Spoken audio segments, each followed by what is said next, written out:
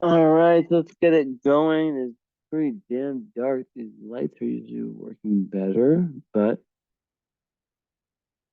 regardless, I will be sharing screen for a lot of this anyways. One quick moment. Okay, I need to get my special crystals. Hold on, they're right here.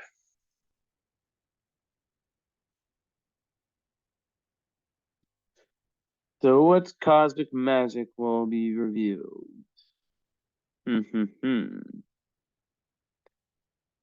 Well, I see that you have the sun rising and Black Moon Lilith right on the ascendant. Hmm. Lots of Cancer here. Lots of first house Cancer. I've seen this recently, interestingly enough. But not with the presence of the Black Moon. We look a little bit deeper into this picture. I always look towards the North Node, and I see it's right on the midheaven in Aries. I know a lot about that. 10th house Aries. And guess what? You got guardian angel Jupiter with you, pushing you along, giving you very large and obvious help and indications and guardian angel energy when you're on the right path towards outer external life. I don't like to use the word career. Let's just say dharma. Where when you're on your dharma on your path towards your truest, most raw, most true to you, not to some relationship or some, you know, some kind of fluffy thing that you give into that you feel a little bit stuck in and you're just, you know, it's keeping you away from your individuality and keeping you away from really diving into you and um life your life purpose, which already off the bat I see the energy of Aries all over. Let's talk about it, you know, because as you know, or as you know if you follow me and read my posts, that astrology is a map of what could be, and it is all based on probabilities.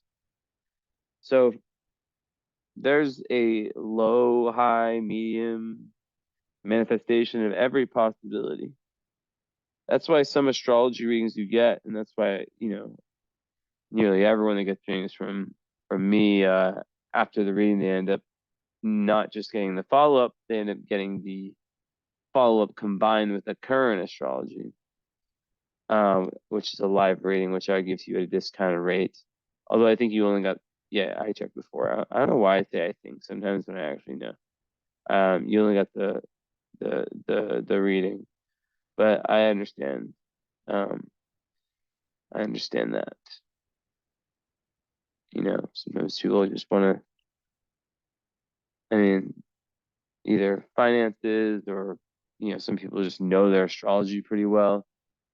And they're just like, I just want to get that video, and if I feel like I want to connect one on one and hear what he has to say about the current transits, my solar return, progress chart progressions, you know, and on, I'll contact him.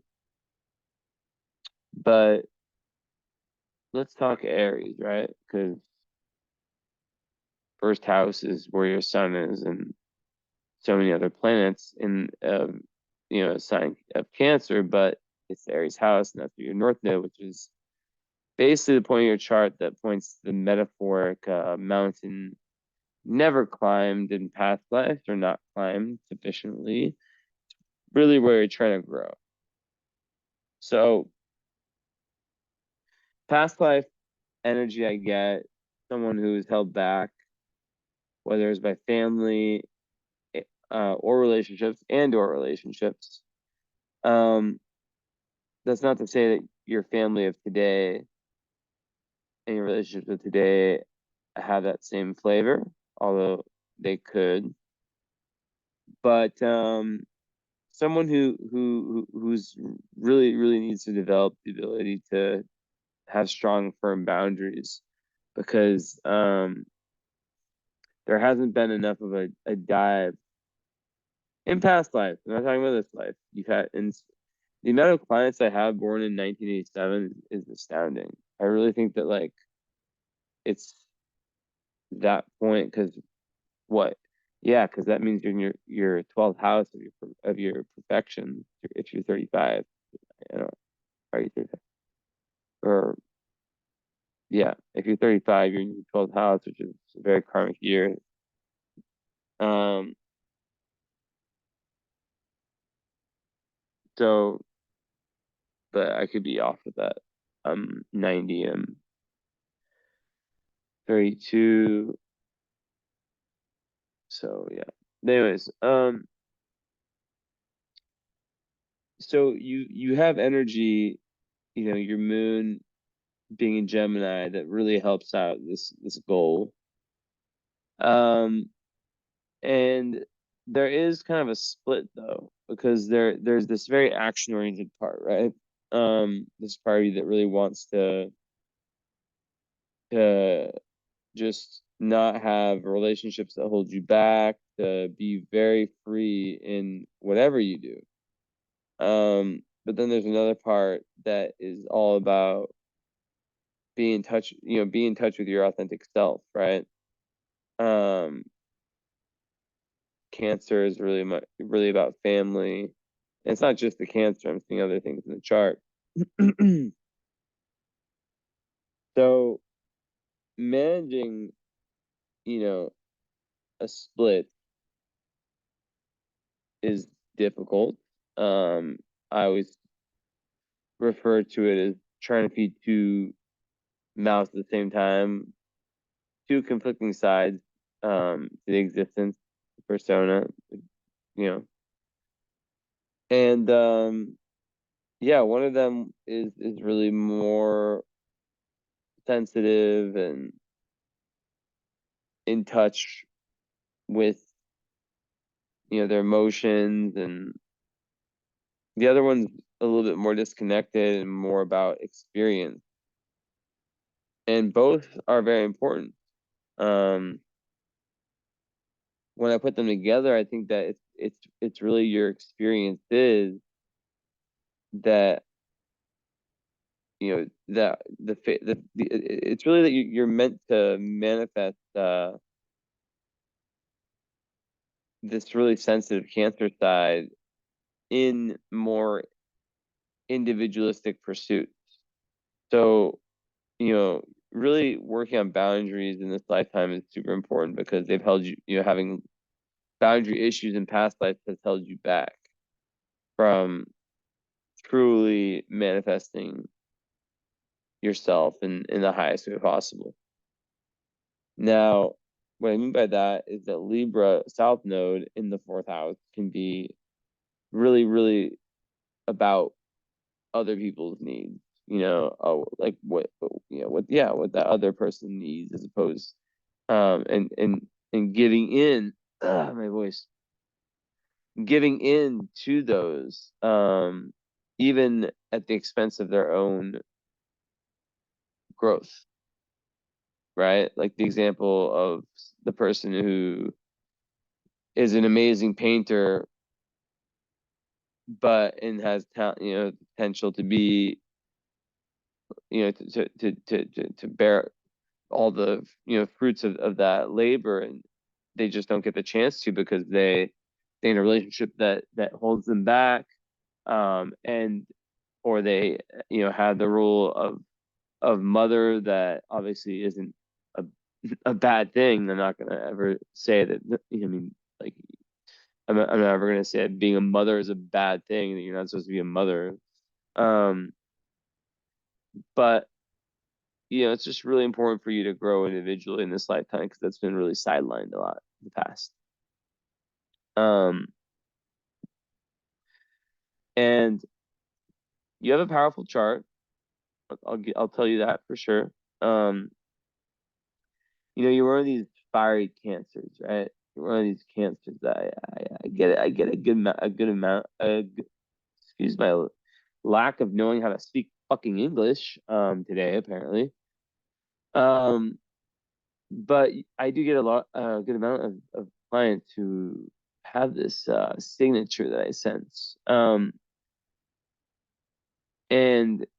when you put those together, I always think like, standing up for people who have less of a voice, um, being one aspect of it. And just overall, yeah, manifesting that like really nurturing energy in the context of your daily life persona, but also in the context of your career. Remember, I said I don't like using that word, but it's just easier. What you're meant to do for in the big picture of your life. So yeah, it's really important. Like, I mean, definitely like very entrepreneurial. I couldn't imagine you, especially with Uranus and the six, like enjoying, working. I mean, sometimes you don't really have a choice, but working for someone else and kind of having to give into their rules. Of course, it's not doable. It's just that the goal is probably way more around being, you probably work a lot better when you're able to create your own schedule and have your daily life reflect yourself. Of course, that takes a lot of accountability, right? So learning to say no and learning decisiveness are huge karmic, um, huge karmic goals. And it can be difficult. You know, the Libra energy doesn't want to rock the boat. It doesn't want to make people unhappy. And it just doesn't want there to be any disconnect. Um, it really, really doesn't feel good when something is disrupted, when there's peace. The question is, how can you still find peace within yourself, even if it's not making everyone else happy, right? Um, and going to your Mars in the second house, that is really based on having values that you subscribe to, right? That you really like enforce with a Leo, right? Strong values that you enforce, that you live your life based off of, right? Morals, values, and it really is linked to your self-esteem, like your ability to self-determine and to be more in that high areas, right?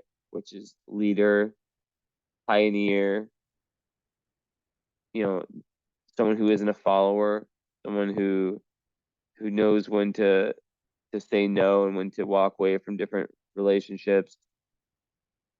Um, and even though it doesn't feel that comfortable, like especially with the eighth house moon, which is like someone who's always growing emotionally and going through these intense and sometimes even traumatic, not always, but just like intense inner revolutions. You know, there can be there can it can make it really easy to outgrow the people that you may have been friends with at an earlier time. Now the thing with, Cancer and Gemini as the sun and the moon is that they're two very, very different signs. Now, it's close to a I mean, it is a quincunx, but it's 3 degrees. I like quincunxes to be closer, but regardless, it's the sun and the moon, so I could call it a quincunx, which is basically like it's when two energies have nothing to do with each other, plain and simple. And with but then you have to also look at the house, right? The houses are Aries, which is Mars, at first house, and Scorpio, eighth house, which is also Mars, well, Pluto, Mars. So there's one side of you that is very determined to kind of impose your true, authentic emotions, right? And have that be a marker of your personality, um, and how you show up. The other one is, and it's interesting because it's like your sun is in a very social house and your moon is in a very antisocial introverted house. Let's use it, extrovert, introverted. So if you balance those two out, it still, is 1 and 1. Um, so we still are back at Cancer Gemini. Now, Cancer Gemini, um, you know, Cancer wants to stay is the homebody. It's all about family, as I said. It's all about there can be some stubbornness at times. Um, a low vibe of Cancer is, and you have Black and Lilith rising, which is like I can look at it in many different ways, but I see that as like witch energy, very strong woman who is really able to fight back, have her own back, right? So but then also Black and Lilith in the first house can be a little bit pushy at times, overcompensation with respect to like almost domineering. But then in Cancer, it can be, and with all the other Cancer energy, it can be someone who at their lowest vibe is maybe using emotional manipulation. But the biggest one is escapism in the sense of the whole metaphor with Cancer, which is the crab. If it gets hurt, it climbs back in its shell, and it doesn't want to be vulnerable again, too afraid. But with your moon in an air sign, right? Moon in air is difficult in the sense that, I mean, it kind of creates like someone who might not trust their emotions, or may repress them in some way. They may trust logic and in their cognitions over emotions and prefer to just like rely on those. Or intellectual, the whole theme of intellectualizing emotions. But then in the eighth house, you're really meant to go through lots of transformations on that deep, deep level, evolution. So I talked about outgrowing old friends, who the ones who stay the same at least.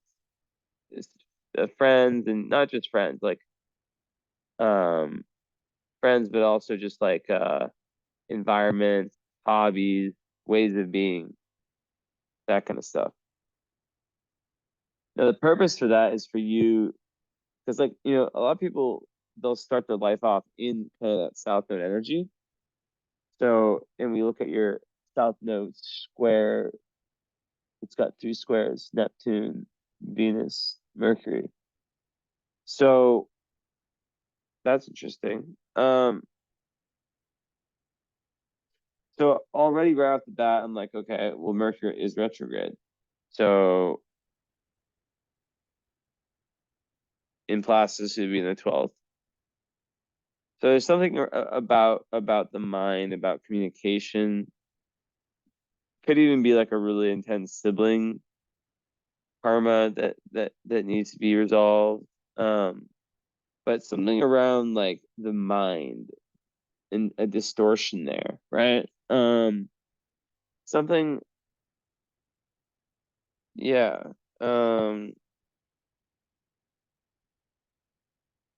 Yeah, definitely unresolved issues around the mental life. It could, a lot of times it's overly rigid thinking, like lack of discrimination. What else? But like I always think of it as like interjects, in psychology, interjects the stories we tell ourselves, self-defeating stories we tell ourselves, right? I'm not good enough, and that goes totally with the South Node story, because it'd be in Libra, it's like it could be like a dependent kind of person, a codependent who doesn't think that they're good enough, and you'll see how this connects. And because of that, they rely on the partner and kind of put all their eggs in that basket when there's more. What's the closest one? Mercury. No, it's Neptune. But yeah, so then when Mercury's in retrograde, also it is yeah, there's something where you underused or overused, uh, or used in the right way or the wrong way, the facilities of the mind of communication. So I always think like it's like you overspoke metaphorically or underspoke. You didn't have that alertness, and in Libra it's definitely you underspoke, right? You didn't have your own back. That's why your North Node is in Aries, the most dominant sign. In your South Node, where where you've been a lot, and you're kind of trying to get away from, is in a sign that's very relationship obsessed, indecisive, right? Can rely too much on other people to make decisions for them, and lack boundaries. So self-esteem stuff. And that goes right with what I was about to talk about, which is the Venus square in your South Node. Squares of the South Node are skip steps. So, and to add to that is the fact that the midheaven is opposite your South Node. So that just quadruples down on my past life story for you. Is that all of this has made you midheaven's career and dharma. All of this has pushed you away from accomplishing what you could have accomplished. And in this life, you're here to do that. You're here to say, fuck any kind of relationship that holds you back and that puts you into that feeling of like where you can't be yourself, where you don't have enough space, because as a Gemini moon, you need space, my friend. You need intellectual connection. You cannot just be an item. You cannot just be in this. And that's the thing with Cancer, Gemini. I was going to say you can't just be in this traditional, you know, type relationship, but then the Cancer side's like all about security, and it does love tradition. So that's one to fight with. That's the battle that people, many charts, my own included, had a battle. And in therapy, I talk about my Leo Sag side and then my Pisces side. I've given names to them, and I it's about empowering yourself by bringing them together and by giving a voice and making sure that both sides needs are met, right? So carrying on, the square with Venus is definitely about self-love and about unresolved issues with how you relate to yourself like like kind of going with the interjects, right? Like internalized guilt, internalized shame. Um, because like also another thing with the Mercury is that there could be like this issue of trusting other people's opinions, of like paranoia, um, even having been lied to or being a liar.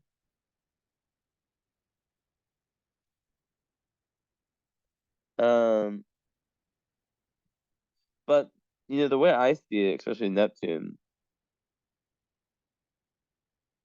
I think that it had to do with the truth, and maybe you spoke the truth and were persecuted for it. We'll see what when we get to Neptune. But let's carry on. So yeah, like definitely you've come in this life with some issues around self-love, which is your Venus unaspected. No, it's opposite Neptune. Like, this I love this reading already because I know that the puzzle is going to be solved to perfection. If not to perfection, like everything's adding up is kind of what I'm saying. Those words came out a bit wrong, came out a bit egotistical, but I meant to say like it's adding up.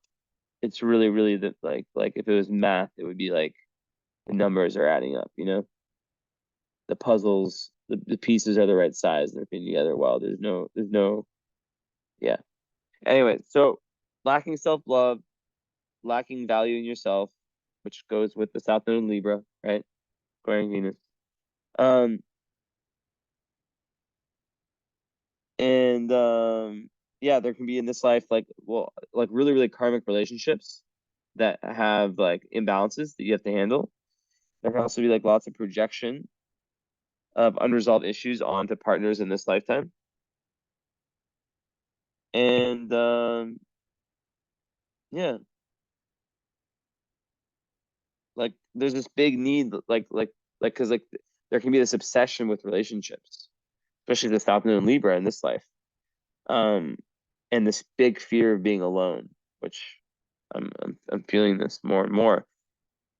And it's not that you're meant to. In Gemini moons, they have this great emotional need for social, always being around people. But the thing is, like, it's in the eighth house.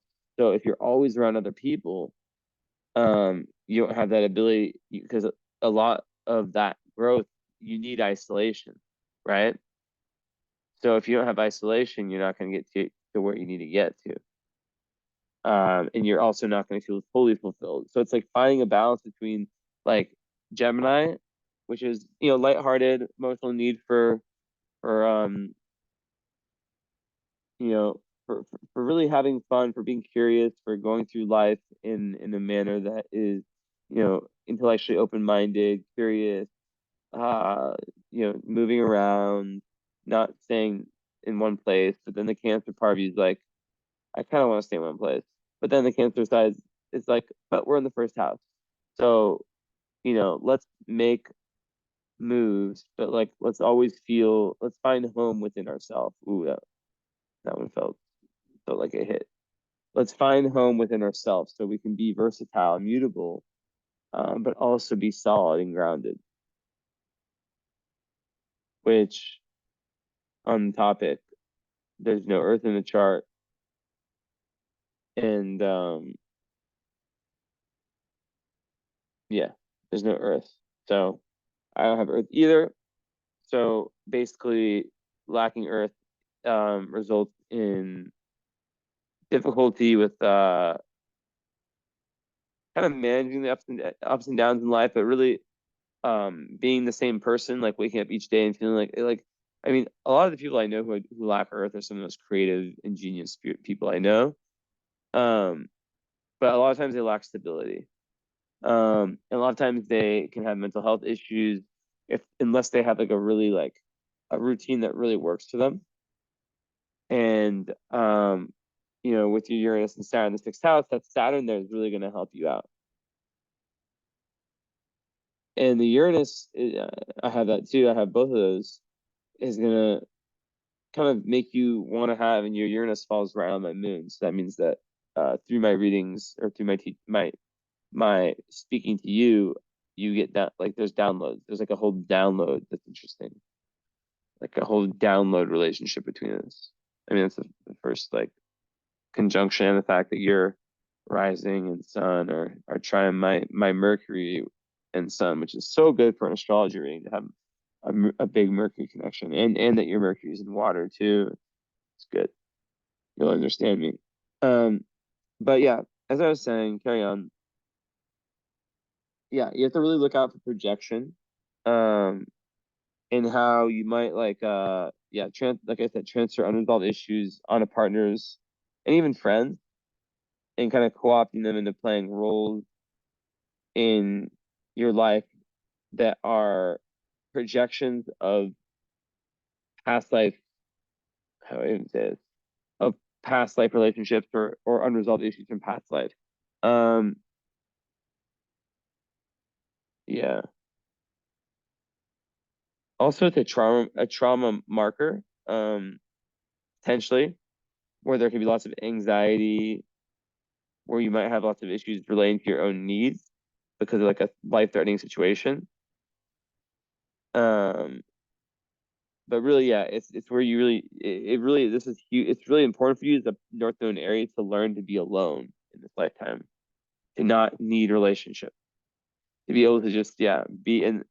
Chiron in the 12th makes that difficult because it has lots of fears around that very thing. Um, so carry on. Um, yeah, so like love, self-acceptance, self-compassion is very important before being able to like have like good relationships that are really, you know, the best. The best. So then Neptune is also, you see, it's also squaring, you see my cursor, it's also squaring here. 6 degrees exact, 6 point. Whoa, okay, look at that. Look at this. Look at this sign. 6.14. You see that? South node? 6.14. So it's an exact square to the 0.01. Man, that's huge.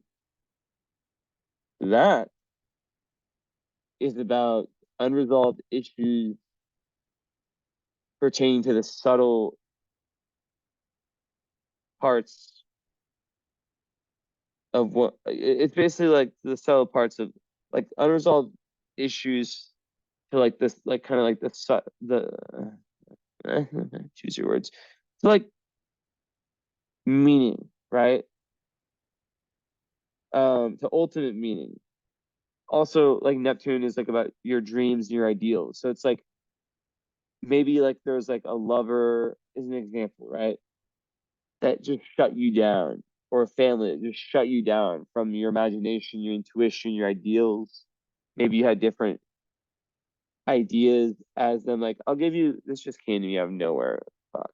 Okay, so my French grandma has dementia now. Um, she's a double Aquarius, and even my grandpa, who also has dementia, who on the American side, he is double Aquarius. So interesting. I never made that connection.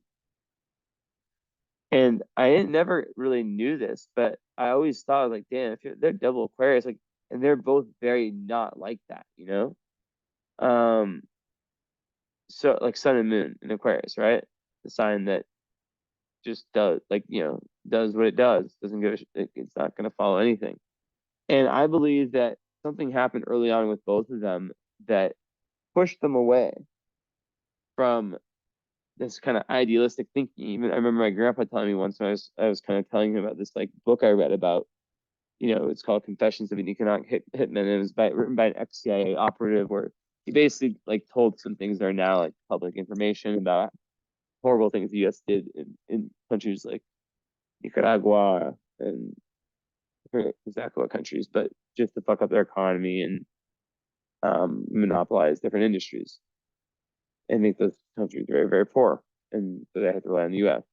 I started telling about them, and it's straight facts. But he was just like, there was once a time where I was very idealistic, and it was just made no sense as argument, but it showed me, and this I haven't thought about this, like this brought that back up.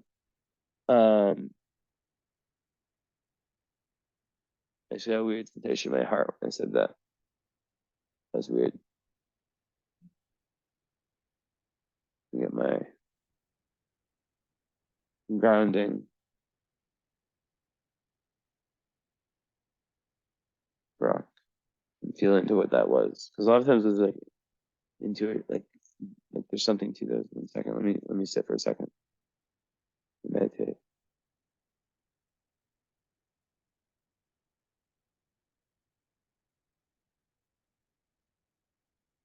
Yeah. I think that really for both of them was heart wrenching. But it was so unconscious later on in their lives when I knew them that they just were conditioned, right? So yeah, it's like having lost meaning, you know. And my grandpa, he went on to become a very successful businessman. My grandma, she just kind of lived like a very normal, amazing person, but kind of just like, French grandma living in the countryside. Um, just that role, right? I imagine in her next life that she'll have a chart where it's like, really, really meant for her to manifest herself creatively. I don't know. That just kind of,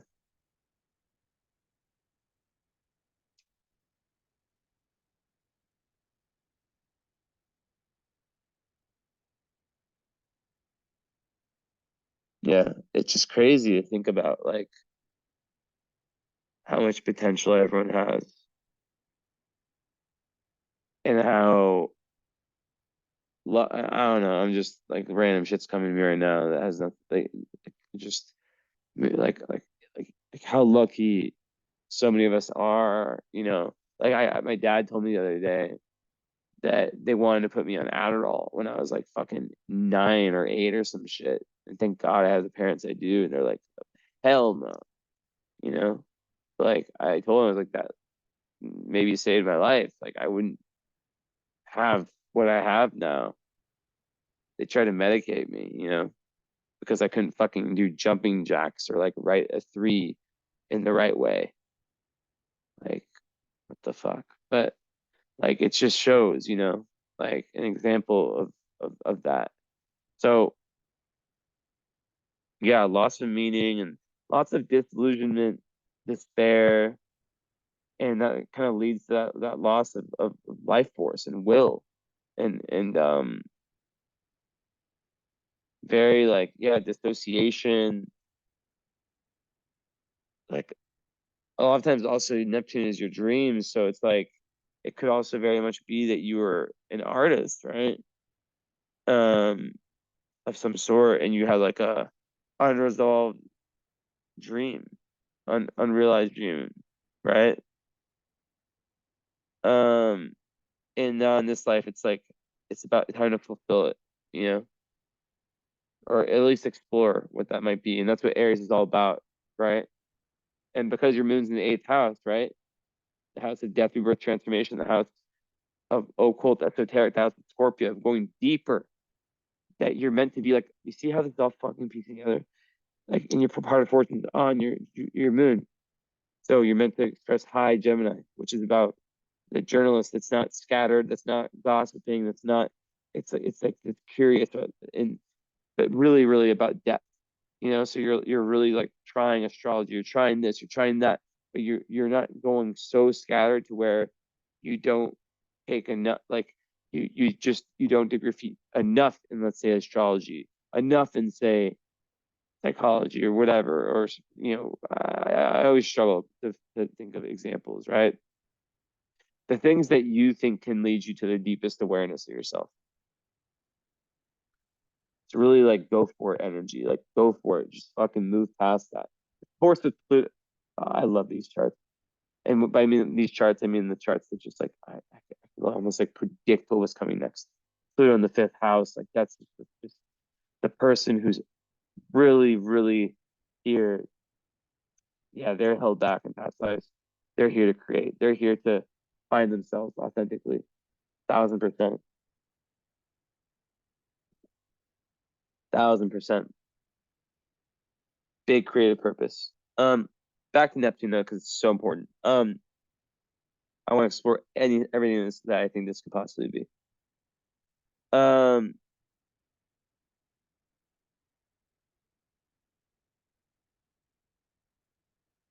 so, hmm,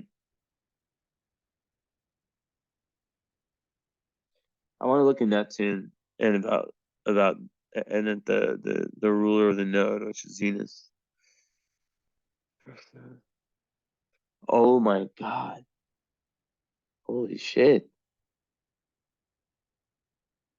So in this situation, you have to really look at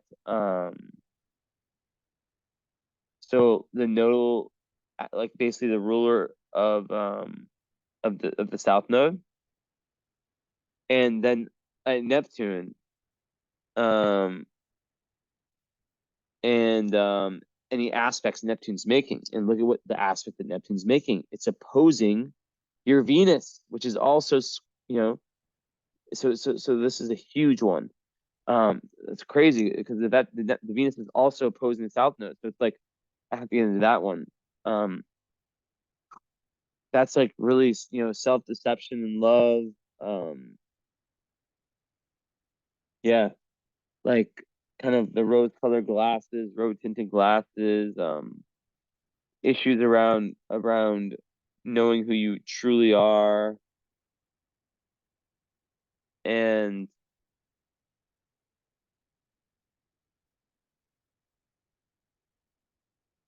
I want to get into that more in a sec, but I think that's just trippy. Um, and then let's see. So Mars, ruler of the North Node, being in the second house in Leo, it's like the way to get there is through your real, like, through like fourth, like it's like second house Leo. It's like having these very fiery like boundaries, like not in a bitchy way, but like in like a very proud way. Like this is what it is. Like that's it. Also, grinding your ass off. It could even, I don't like say like materialistic shit, but like, you know, like could be linked to monetary, but not putting too much in that world, not like overdoing it. Um, but yeah, it's important. So, hmm, that's super interesting. Yeah, because that really illustrates like the nature of the unresolved dreams and aspirations, and the fact that it's Venus opposite Neptune, which means that it's showing up in this life too. It's like it's these relationships. So it's this tendency in relationships probably to fool yourself, to to go for potential as opposed to reality. And you know, it's really important when you have that aspect to it also makes it really hard to, yeah, the interjects thing can come up again. It makes it really hard to kind of see yourself clearly. Um, so like the more work you can do around spirituality, around diving deep into shadow work, the better, right? And that goes for everyone, but especially for an eighth house moon. Um, yeah. So, wow. Um,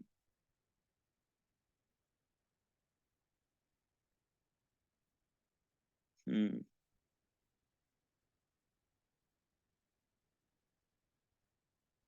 The highest energy of Venus Neptune is about like understanding different trends you might have in that area of life, relationships.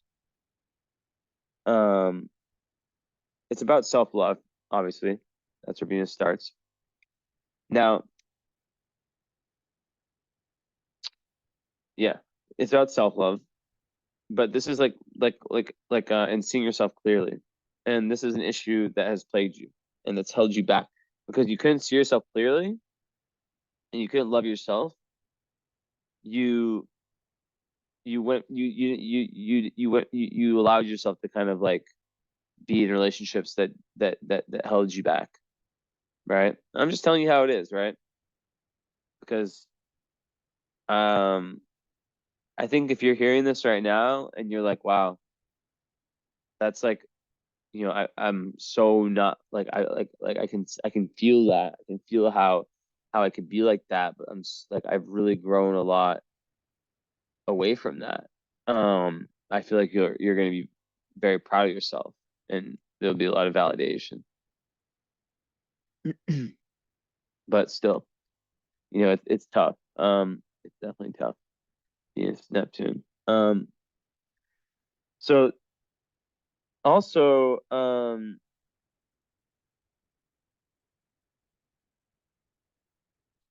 yeah, it's really about seeing reality clearly, and distinguishing between, fantasy and reality. So it really helps for people who have these types of placements to have like someone you really trust in your life, whether it's like a Virgo best friend. I don't know. I always put on Virgos, because they're just so reliable, and that Virgo Capricorn best friend, Taurus, just whatever sign, but like, just not like that person who just tells you how it is, doesn't bullshit you. That's really helpful. And the arts, remember, Venus and Neptune is like creativity, creative action meets creative inspiration, and that can lead to like lots of healing.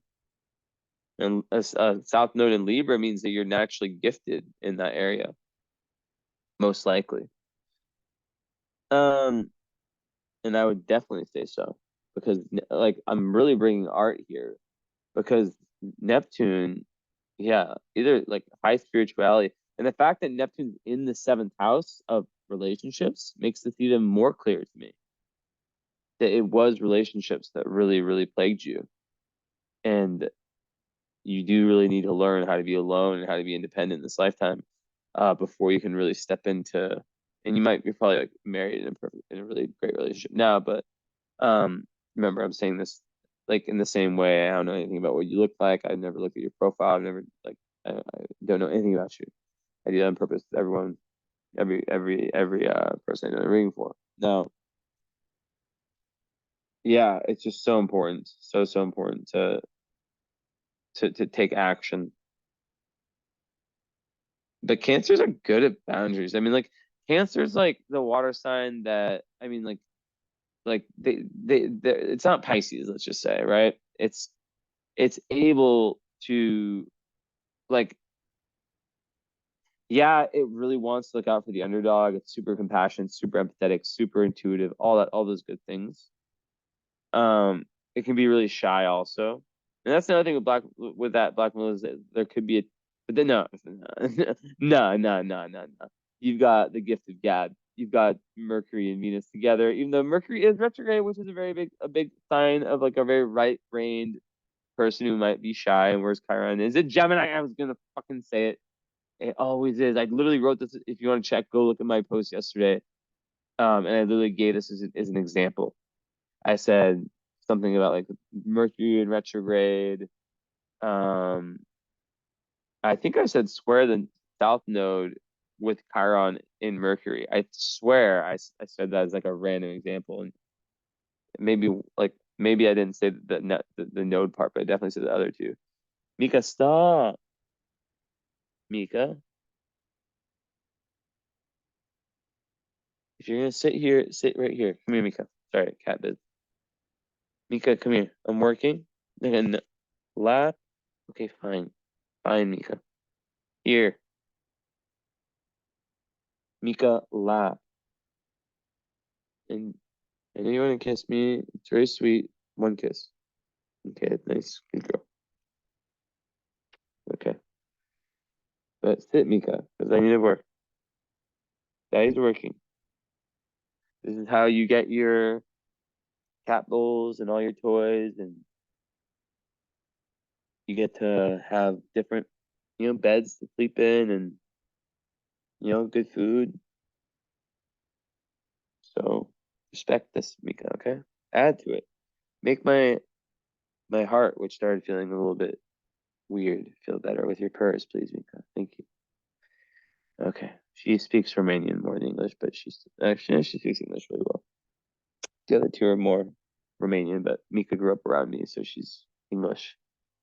Actually, she's probably 50-50. I think she speaks French a little bit, but or understands it, but not that much. Speaking of animals, your vertex is in the sixth house, so you can really benefit a lot through animals. Just saying. But then Saturn there might prohibit you from getting them. But then Uranus there might give you downloads through them. Just saying. Um, yeah, you're Cancer, so come on. It's very rare. I mean, a female Cancer that doesn't love animals. Very rare. Trying to think. Yeah, nope, I can't think of any. Or any water, or Pisces, or Scorpio. Yes, maybe Scorpio. Yeah, Scorpio. Yeah, but not Cancer and Pisces. They love the animals so much. And Cancer is all about the home, and they want their little babies next to them. It's part of their security. Part of Cancer security. So, anyways, as I was saying, so yeah, lots of this is about spiritual crisis and the need for transformation in this lifetime. So, yeah, someone who's lost their spiritual way in past lives, and in this life they're here to regain it, which is so great that you're doing that. Because a lot of people who have this chart and maybe aren't into spirituality, they might kind of be in this cycle of nihilism, meaninglessness, drug addiction, which is the whole Neptune thing, right? Drug, alcohol addiction, whatever. So, but in rare cases, this can indicate someone who has been exposed to a psychic attack. And where there's I don't want to freak you out, but where there's some possession by some unconscious or astral force. Because of the possibility for that distortion through the fantasy and delusion that is reflected by this, it can make it more problematic to work with. And where's luck? Yeah, it's right. It's rising. First house. You really got to protect your energy for sure. Okay, so that's a lot of information. So yeah, relationships definitely an area where you gotta really, really have that solid person and take things very slowly when it comes to love, because the pink cloud period will always feel magical, but remember, it's only till you like live with someone, really see how they really, really are, that you really know them. So that's very important. Um,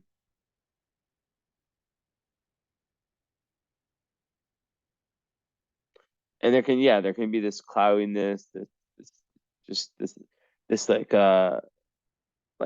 energy, attracting energy vampire type thing, people taking advantage of your Cancerian niceness and Libra South node. So yeah, important to move into that North node ruler, Mars and Leo, which is strong, and it gives you assertiveness. It it trines your north node also. So the ruler is trining the node. So, the plan of action, it's really, really, really strong for you in Leo.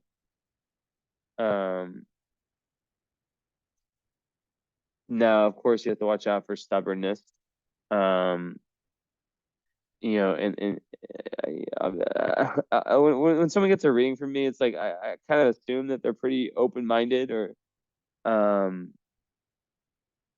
but yeah, always having that attitude of like, even though I may know so much today, like I don't know anything. You know what I mean? I had that attitude, um, even after my most like enlightened moments or times, where I'm just like pretty much psychic. Like I still try to like uh, words are so annoying sometimes.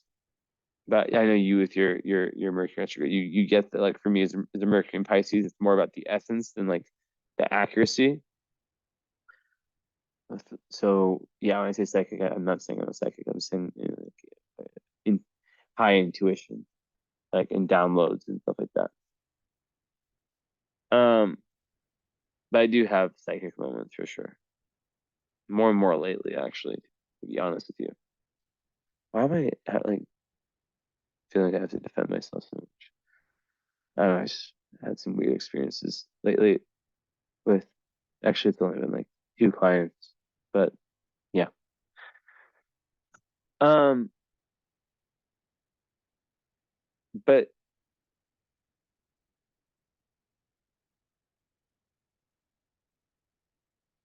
yeah, so self-victimization is something that has to be watched out for, and not looking at reality, not looking like just refusing to look at reality, and blaming others for not taking your role, disempowering yourself is the potential here, the negative low potential.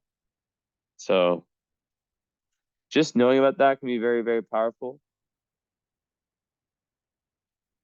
Um, and life is so multifaceted where it's like, in one area we might do that, in another one we might not at all. So, oh, yeah, yeah, yeah. Okay. Hmm. Where do I want to go from here?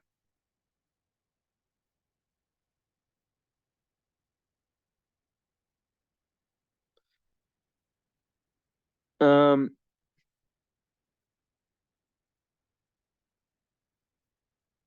yeah. I really think it's important to to know that Leo Mars can sometimes be a little bit out there, and the pride can be a little bit intense, and ego battles can happen. So letting go of the ego is of the utmost importance. And once that's able to be done, it's and being able to like sense and see your responsibility and everything. That's the big time. That's the big, big time. Okay. So okay, with all the Venus, Mercury, Venus together, that gives you probably a very smooth talking voice. Someone who can benefit with anything related to communicating, kind of a sweet aura, especially Cancer rising, a sweet aura. Um, People probably feel very comfortable and familial, like you have a very like familial energy to lots of people, so they feel like they can open up easily around you. Um,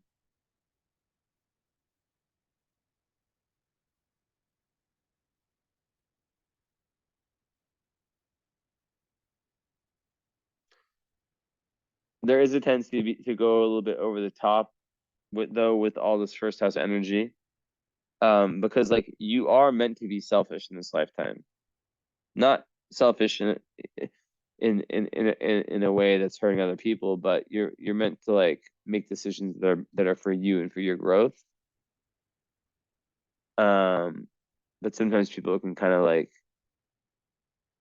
especially the energy vampire, narcissistic types, obviously can like try to use that against you. So it's just good to know about that. But hmm.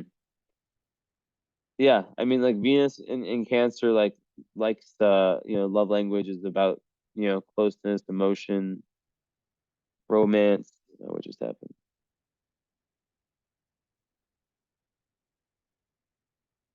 I'm just gonna turn this on. Yeah, romance, all these things, that closeness. Here's Mika, by the way. Mika, show your face.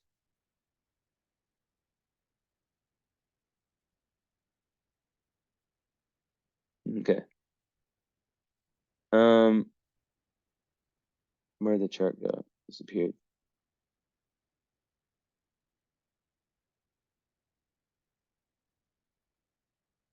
Where you at? Okay, there it is. So yeah, and the Venus Neptune is also about boundaries, you know? So lack of discernment in relationships, the whole fantasy Disney thing, like, that romantic illusions, all that. And where you can be really, really easily deceived in close relationships. So it's, yeah, really important to find that creative outlet for your imagination. There's a weird pain right here.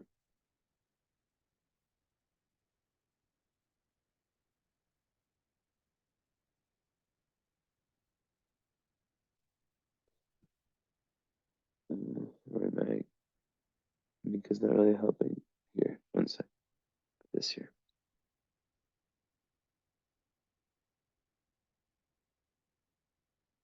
So then Mercury opposite Neptune. Now that is a big one too. And that's a 1 degree orb. That's about being seduced into other people's ideas and ways of thinking.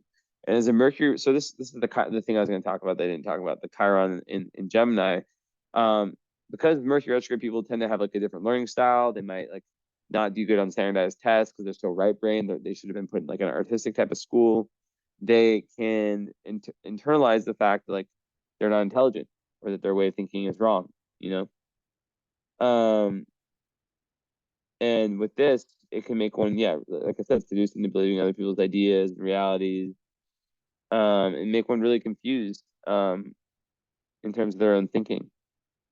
And because this is also a karmic aspect, um, there's a huge need to have that alone time, the eighth house moon alone time, isolation, self contemplation, huge. Writing your emotions. I know that sounds obvious, but like that's the thing. Writing your emotions. I don't know if it's poetry. I don't know if it's like a journal. But that is a Gemini, which is writing, eighth house, Cancer emotions. Like that is what it's all about. Like this is totally the chart of an artist, especially Mars and Leo. I mean, that's like art. That's someone who wants to move towards their creativity, who wants to move towards being more in touch with their inner child. And then you add the fifth house Pluto, and you're like, there you go, ta-da.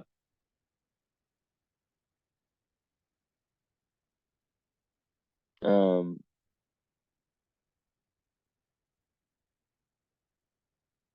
yeah, really like a huge like feeling like when you came in this lifetime that you were meant for a special creative purpose.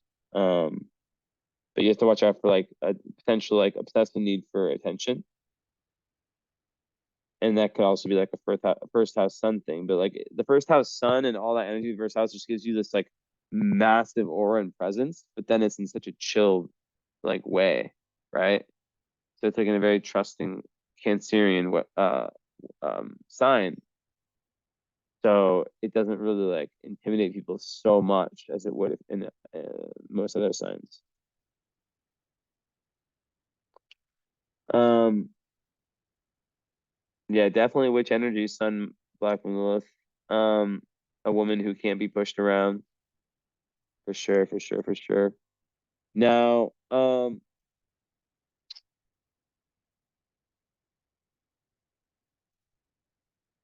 with love stuff more, of course, with what I just said about the oppositions, also like there's a level of paranoia and like the Neptune Mercury, it's like it can just really distort how one takes in information. They're very artistic, but like then there's that Chiron wound that comes from it, right? So it's like that is in the 12th house, which can make you a spiritual healer once you dive into those issues, right? And a lot of times it can be like, being very afraid of things like the dark, but anything hidden, phobias, but it's really like deeply buried wounds. Um, so yeah, like leaning into those are huge. And yeah, there can be that, like I said, a fear of communicating with others and trusting your thought processes and blah blah blah. There could a lot of people have like either like an early childhood communication problem, or they just like were made fun of because they just thought differently. Maybe they thought deeper, right? Maybe they just couldn't learn it the way other kids learned, right? So but you have this ability to really tap into like the universal kind of zeitgeist, the spiritual and creative ideas. So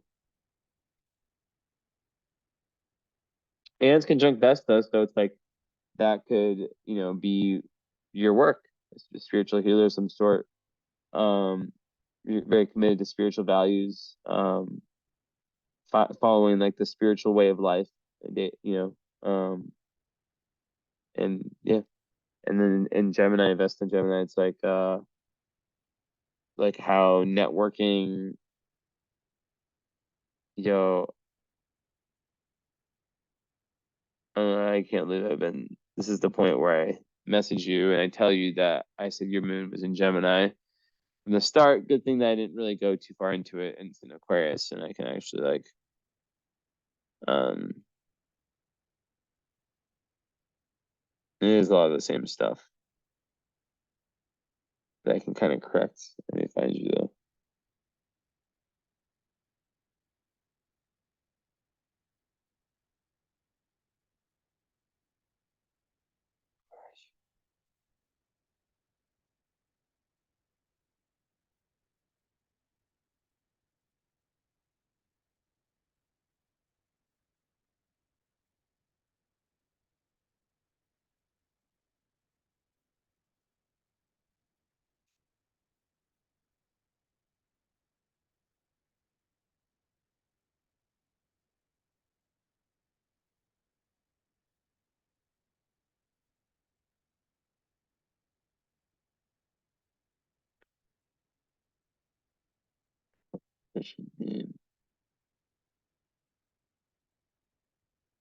Yeah, that's it.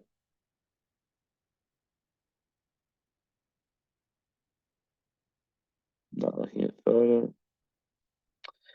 Hey, so I'm doing your reading now. I just want to give you the heads up, and it's actually like this part of the recording that somehow me being, I don't even know. I until later in the reading, I didn't really go so far into your moon sign. But I thought your moon sign was Gemini until I was like, wait, no, it's not Gemini, it's Aquarius. So I'm just telling you that early on to not be like alerted when I talk about like a Gemini moon, but it doesn't really contribute um a lot. Um, I kind of saved most of that for the end, although I did have a part where I'm like, what is uh Cancer and Gemini. but I'm basically redoing it, or like that part. Like it still applies because it's they're both air signs that have a lot in common, but um yeah, it all makes sense in the end. But just know that I did realize that and explain it all, and it didn't hinder any of the main themes I talked about, which are so far have been mostly past life stuff and where you're trying to get to. And the moon hasn't really played a huge role into that until now, where about to explain it. So I'll send you the reading when it's done. Um, yeah. It's a really good one. Really good. It's really interesting.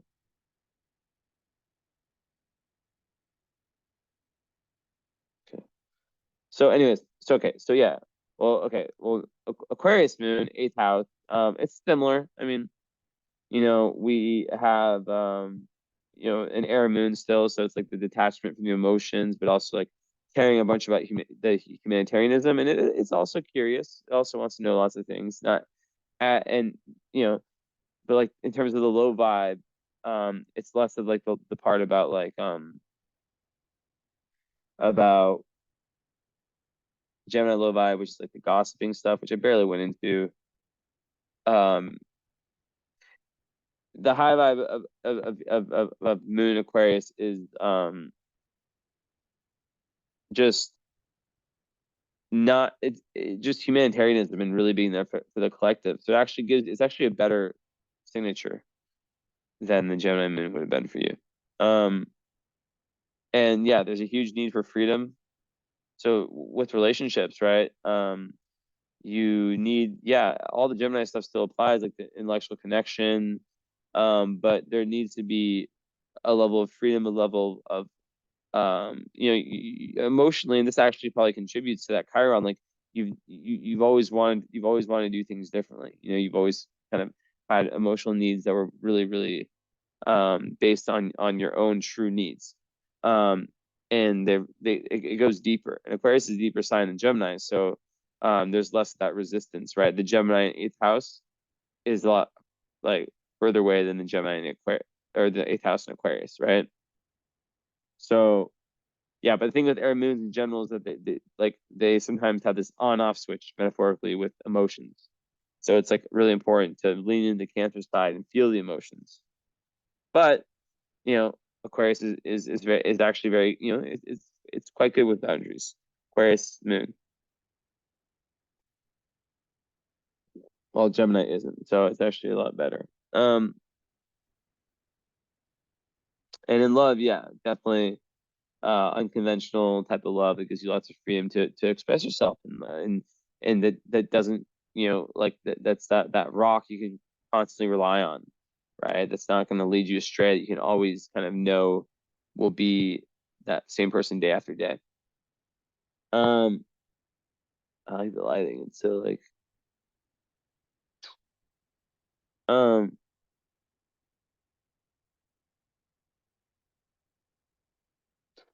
yeah. Anyways, mm,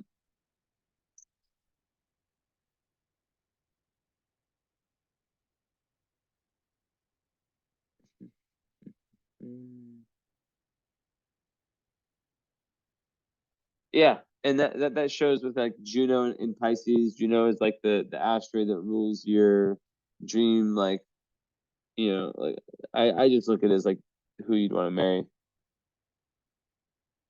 Um, and ninth house Pisces could be someone foreign, someone who you learn from, who helps enhance your view of the grand scheme of things in terms of the world, and who has a spiritual side, right? And who is very compassionate and um, who understands that cancer, um, you know, that cancerness.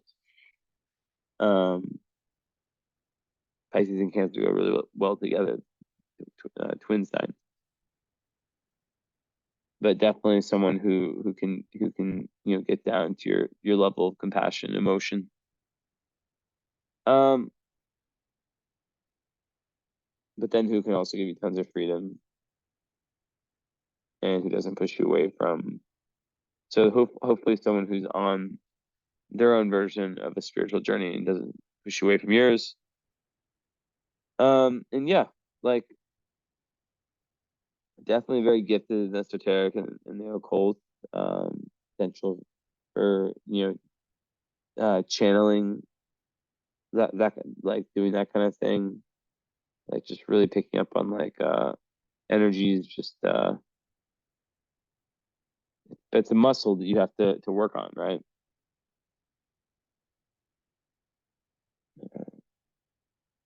I'm scratching so much. And you also right now, so if you do the current astrology reading with me, you are going through Neptune square moon, like me, because we have opposite moons. But yours is it's more like mine's ending. Yours is like it's been going, but it's not. It's probably like maybe 2/3 done ish, something like that. Or halfway, 2/3. I'd have to look obviously, but that's a big one, and that's a really sensitive and difficult transit to go through. But I'm not gonna get into that now.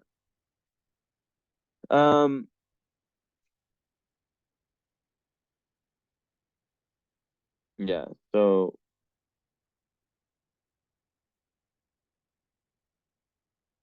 usually Mars in Leo, second house, it's like there's a certain swag and confidence because um, but also yeah, like a drive to go out and make money and to just like make it happen, earn.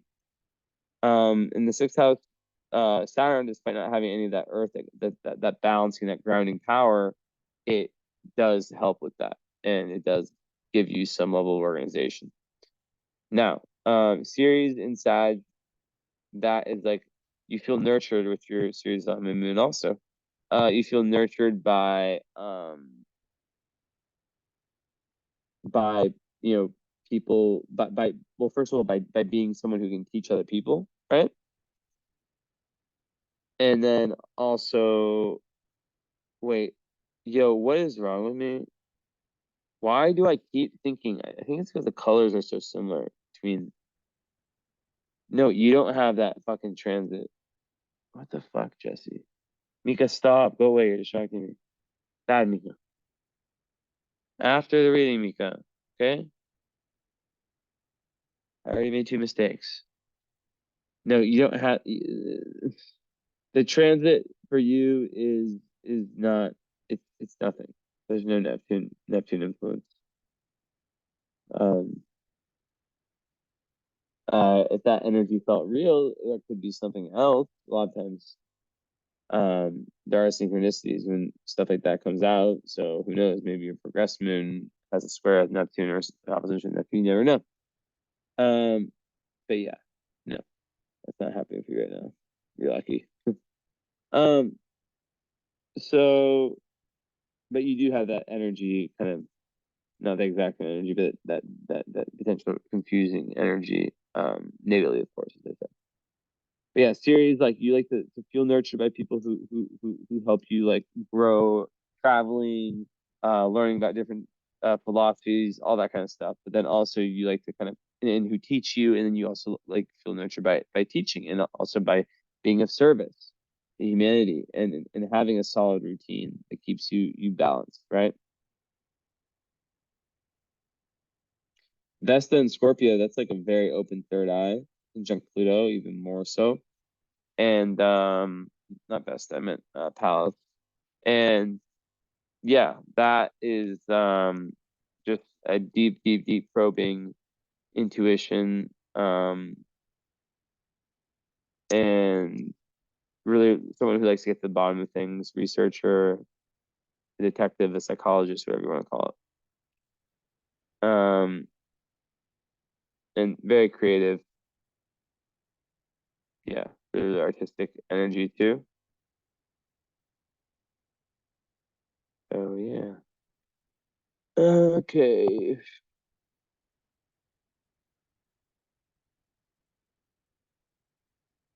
The other thing about the Neptune energy is that with the relationships is that there can be this search for like the perfect partner, right? Um, and someone good can come along, but they're not perfect, and it kind of rubs you, it can rub you the wrong way, right? And there's like this constant search for perfection, and yeah, like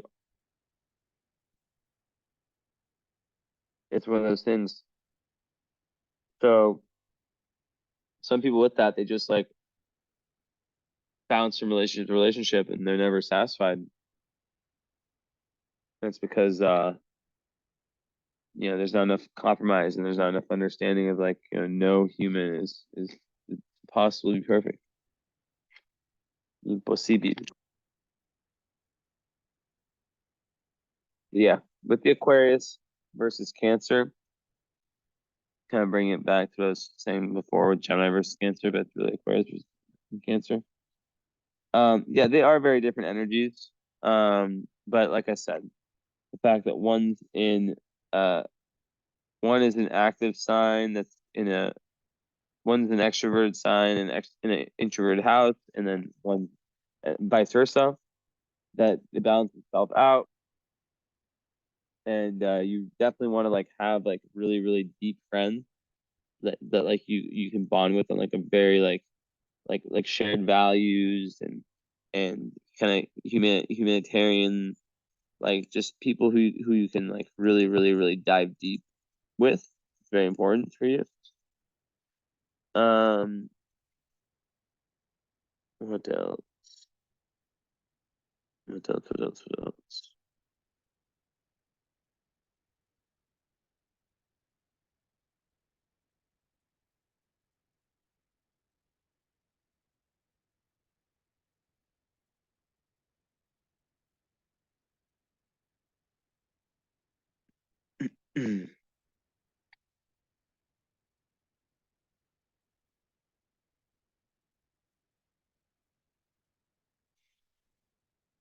One second.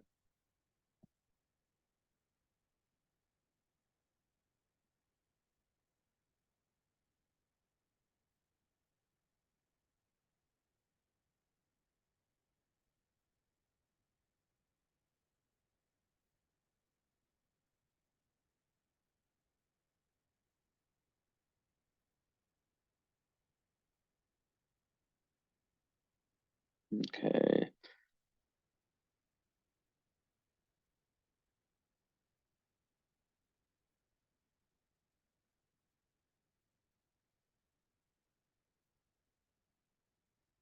I like to just take a scan.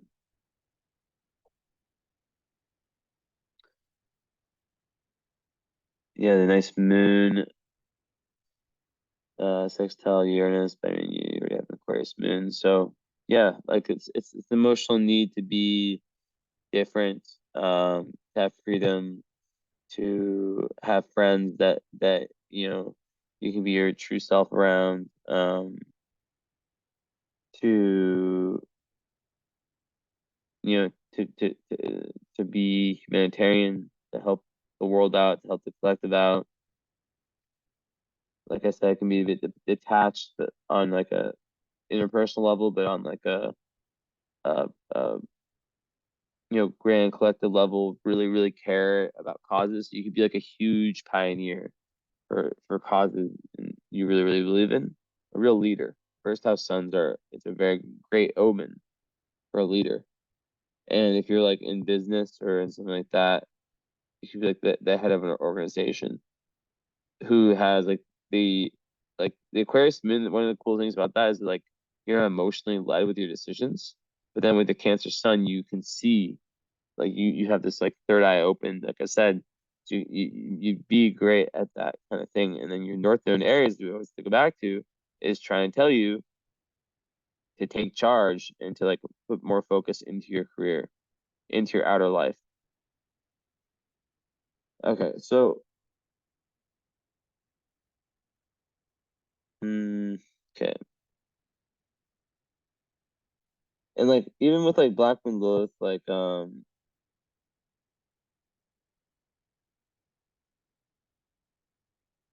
you know, on the ascendant. There's usually lots of like hardships early on in life. Seen like someone who's like seen as an outsider, which I've kind of, yeah, I've talked about how that could have happened, like childhood traumas that happened. But it makes someone very resilient. People may be jealous of your ability of that aura, but then that could also be that Mercury retrograde, which during Mercury retrograde periods you'll actually feel more at ease a lot of times. People who have the Mercury retrograde tell me that.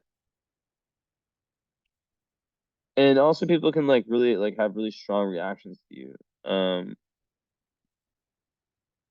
it can make one have like a also like a issue, like kind of like as I said before with the Neptune Venus, like a not a clear sense of who they are, different insecurities. But what it definitely does, it makes that person impossible, especially with sun rising, impossible to ignore, even in Cancer. Um, it's usually quite attractive, like sexually attractive, um, and seductive, mysterious. But yeah, it can also bring like some annoying attention. So yeah, I don't know. Yeah, and yeah, of course, also there's the theme of like self-control and letting go of control, um, and also boundaries. There can be like overwhelming emotions, and the Aquarius moon can just be like, I want to shut down, I want to feel this shit. Um, yeah, and it just makes you need like a lot of freedom and space, which is also your moon sign needs. And when someone violates those boundaries, it's like, fuck that. Very frustrating. Um, and yeah, just this raw energy, to just be a go-getter, regardless of what other people say. Um, and defy any expectations. Like it's very rebellious, you know? So yeah, it's really good for like the moon in Aquarius to live that authentic life. Okay. And then yeah, part of fortune in Aquarius in eighth house, your greatest joy, your flow state is really when you're in that high Aquarius moon, which is giving back, right? And your moon trines Chiron, and like I said, you could be a spiritual worker, a spiritual healer who learned a lot from their own experiences and use it to help other people. Um, okay. Um, and yeah, like also your greatest joy kind of comes from when you're able to yeah, really dive deep into yourself, and do the shadow work and really go through like those big shifts in ego, the surrenders, all that stuff. You need freedom, so much freedom. Okay, let's pull up the stars, see if there's any stars. Oh yeah, and then Jupiter, of course, like being in Aries. It's just really really, like I said earlier, like it's really good in 10th house for public recognition and for helping you find and express your meaning in life. Um, and it's just a really good omen to help you with your North Node journey. And Aries, it's somewhat, it expands that kind of freedom loving nature, that pioneer nature, that person that just wants to just do things, right? Like the leadership potential. Um, okay, let's see. Oh, no wonder, man. I okay. Those lights stopped working. That's why they're on. Okay, so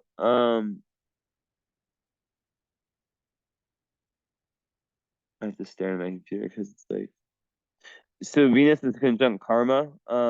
That is basically saying what what I was already saying, that your love life is very, very, very tied to your karma. And it's a big part of your karma.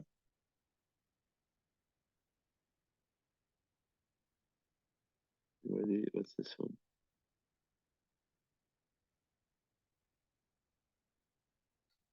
Okay. Nemesis on the ascendant could,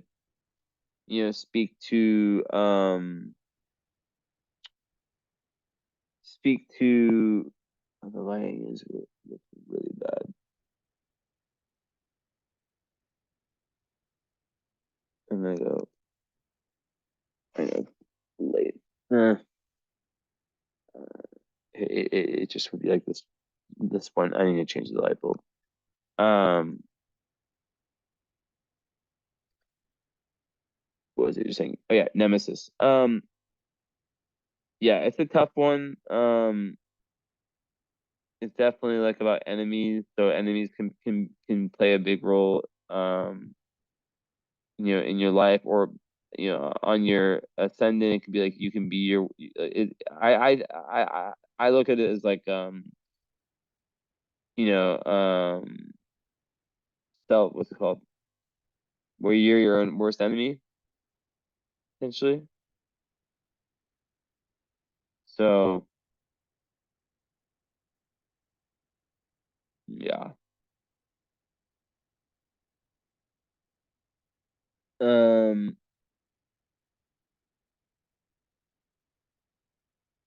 mm, Yeah, self-undoing. So just we've talked about that a lot, how that can play out.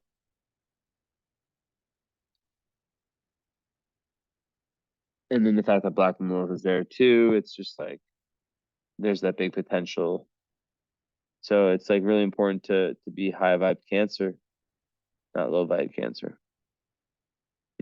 Don't self-victimize, don't always like think of your role, take responsibility for in any situation, right? What's my role? Okay, then Mars conjunct Fortuna, that is fame potential. And also it's further pointing to how what's the word?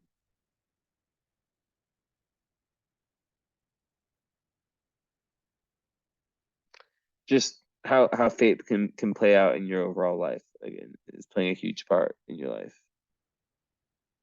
So like at any time you can just like boom, something big can happen that can be life changing.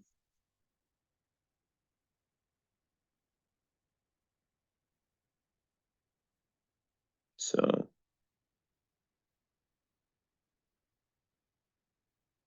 yeah, it can also create like a yeah, lots of like a very gambling person.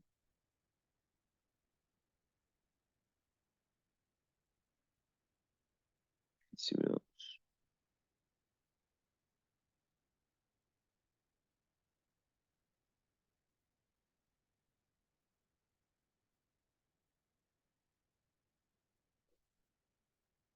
Yes, it's definitely a good one.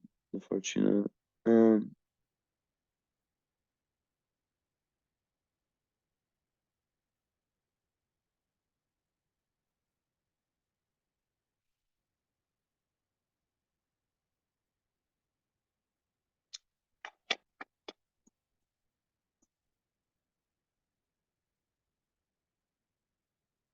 Nothing here.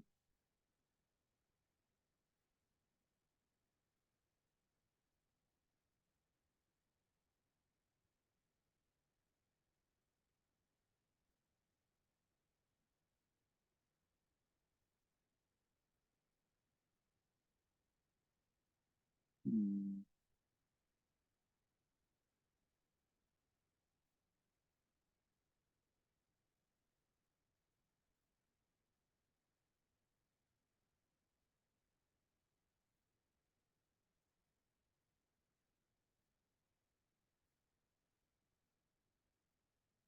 Okay.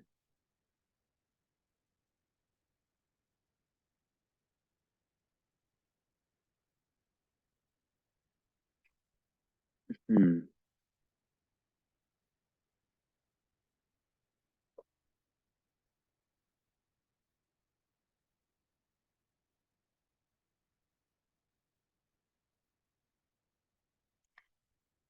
So then you have White Moon Selena on your moon.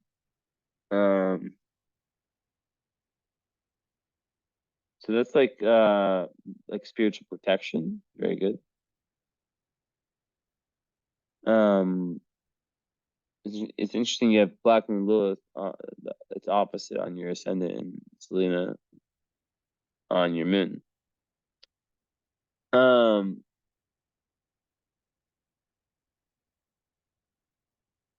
so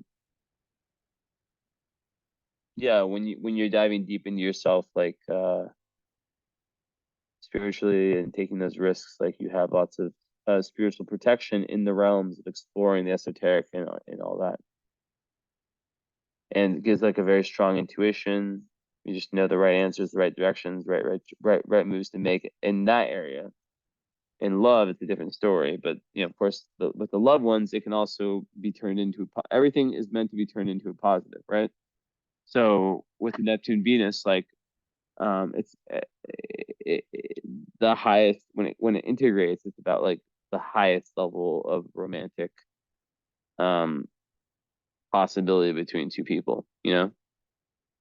But you have to get over like that need for perfection and um self-delusion first. Okay. Yeah, so like it definitely gives like a lot of purpose. So if you have like a cause that you're really, really into, um, yeah, just lots of divine angelic, um, protection on your moon, what I consider the most important part of your chart.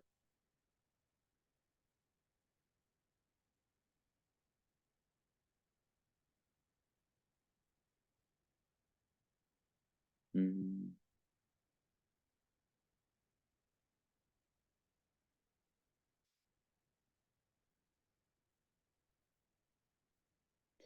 Also, I think it's like when you're like meditating and when you're getting into that spiritual side, you'll feel like guided, like really guided, right? And very protected.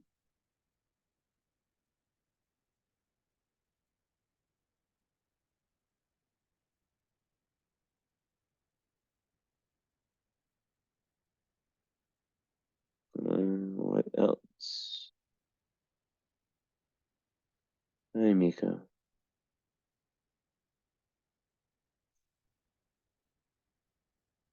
Yeah, so it really helps you like research things, and especially even if it's like dark areas with each house, with which it's very good for astrology too, 'cause it's Aquarius, anything like that. And then you can really barely see me, but Mika's here, and hmm, why is this light not? I know why.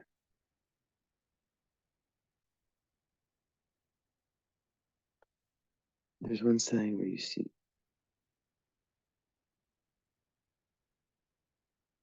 I think it's a pink one that doesn't actually look pink.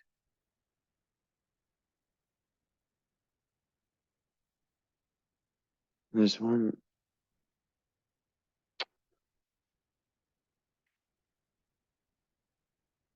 Yeah, totally.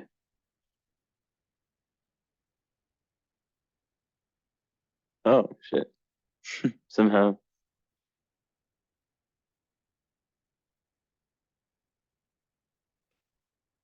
like Halloween. Yeah. So that is it. very interesting stuff. Let me know about getting the follow-up in current astro. If interested, I'll give you a massive reduction. Just message me. And it would be a live, approximately 3-hour reading. First hour being the follow-up, where we go over everything and cement all information, and then I guess I'd say minimum 2 hours. It's usually like right around like 2 hours, 3 total. Is about all the current astrology, what's going on now for you. So sorry for the mistake I made with the Gemini stuff, but in the end, you get that it doesn't affect the big picture, and I messaged you that so you know beforehand. What else? I guess I'll like stare at the chart one more time.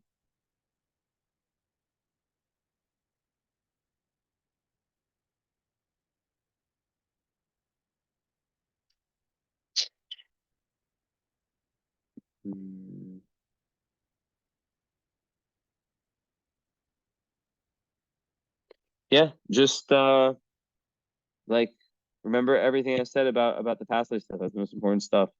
Um, and then of course the Neptune. Oh, and I missed one thing. Happy I re-looked. That's that you have Pluto square Mars. So that's a really, really tough one to have. Definitely a need to work out. Like by work out, I mean sweat. It can make one really, really kind of like nervy. Um, and yeah, just someone who like feels really intensely. And who there can be like issues with control, like needing to feel like they're in control, right? A lot of times it's from the father. It could be a trauma related to the father or whoever the more dominant uh parent was. Um, it's usually the father. Um, and yeah, like just knowing knowing that there's this insane amount of creative but like physical energy also within you, and it's all about learning like emotional self-control. Because there can be like a violence that it's a really like dangerous aspect. Um, so yeah, needing to like learn to back off and realize that like there can be like lots of risky behavior with this one. Lots of shadow, and it definitely pushes you into your shadows. This actually makes sense because like lots of healers, they have this where it pushes them into their shadow, into these tough experiences that make them heal. Um, but yeah, this one could be very dark. So um, energy, when it gets stored up too much, tense energy, um, yeah, it needs to be released. So there needs to be an outlet. So I'll leave you with that. Thank you. And hopefully we'll chat soon if you want to do the follow-up in current astrology or just the follow-up. So let me know and I'll tell you how much it is in private and go from there. All right. Bye.